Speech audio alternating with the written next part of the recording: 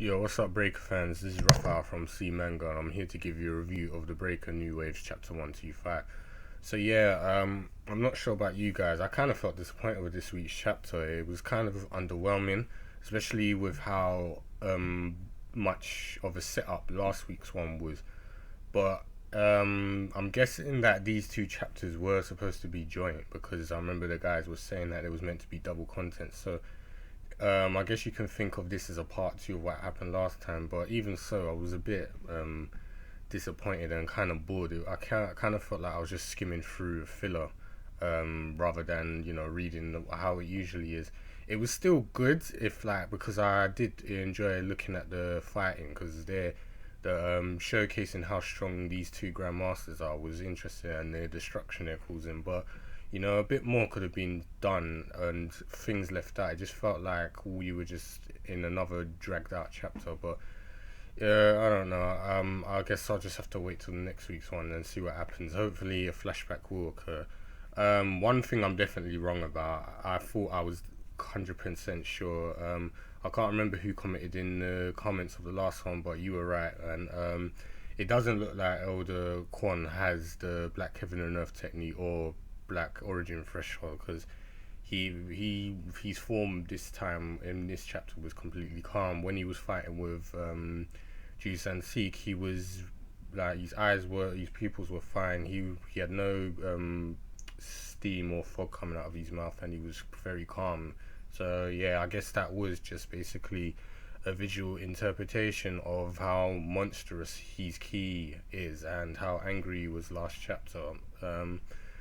Kind of a bit disappointed, but at the same time a bit happy because I think that technique is kind of more reserved for people like Chun-Woo, Shi-Woon, who are rebellious rather than someone like Elder Kwon who's like old school Mirim. And his techniques, I prefer him more refined and calmed. But either way, I would have been pleased to see like how he learnt it, but I guess it's not true. So yeah, this chapter, I'll go back to that.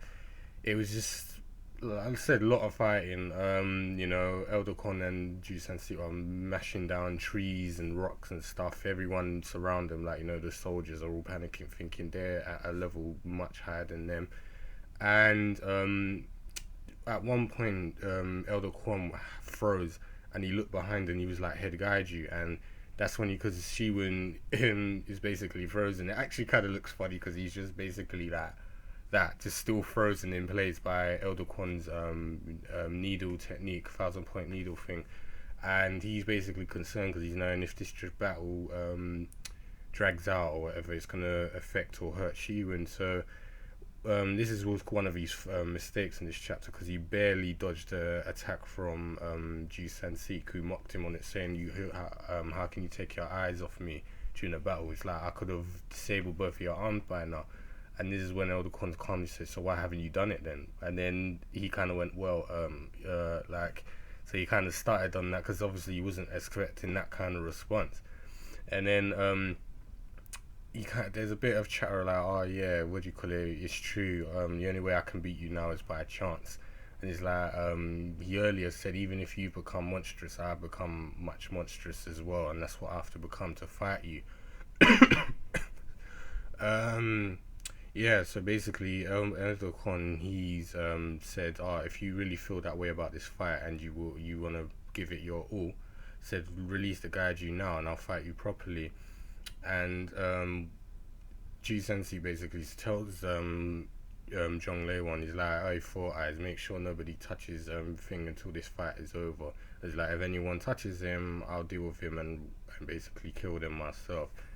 And yeah, so that's the duel pretty much ends there, and then we see some Wukan in the helicopters are still having trouble getting to the making a landing on the island because the attack helicopter is obstructing their path, and it's like Jin-Lee's going mad saying, "Why don't you just push through?" But they're saying obviously it's more maneuverable and it can attack us, so they draw on more. They basically summon more of their helicopters and like start making different maneuvers, and the attack helicopter basically says to John Lewon, the pilots and they can't do anything now because it's like more of the helicopters have moved on. This one helicopter can't stop them, And as I said, yeah, that was pretty much it. The chapter ended, and I kind of felt weird, like, we ended mid chapter rather than, end like it was concluded properly or any sort of cliffhanger. So yeah, it was slightly underwhelming. If it wasn't for the fights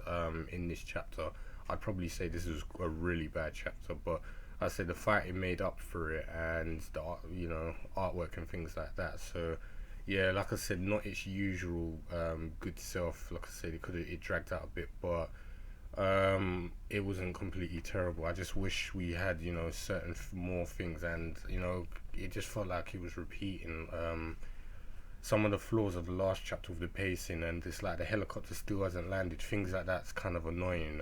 So hopefully next week it will move on, and we'll get maybe a flashback of Elder Quan, sorry, versus Ju-Sen Seek, their history, and hopefully this battle won't take too long and drag out. I would like to see some techniques this time rather than just them fighting it out. One thing was interesting I forgot to mention was their jumping ability is crazy. It was like when they could resume their fight during the chapter, it was like Elder Quan jumped really high, and they were like, "Where's he gone?" And he's floating in the air. Ju-Sen Seek followed him, saying maybe we should take this somewhere else, and they were more or less fighting in the air. I'm not actually sure if they were still moving, during the jump, and they were gonna land, but it looked like they were flying. So I wonder if they can sort of float longer than usual. I can't remember if that was mentioned before, but that was kind of weird to see. I'm guessing it's an advanced grandmaster footnet technique, and or maybe not. It's just it might just be the art showing them flying through the air. So yeah, as I said, there's not really much to say. I'm just hoping, obviously what I said earlier will happen, flashbacks and stuff, and yeah, excuse me, and yeah, I said a better chapter next week, more consistent. So I've rabbled on a bit though, so I'll stop there. You guys can leave your opinions and comments. You can disagree if you thought this chapter was good. So, let me know. What do you think will happen next? And also leave a like if you did enjoy the chapter, and subscribe for more content in the channel, and I'll speak to you guys next time.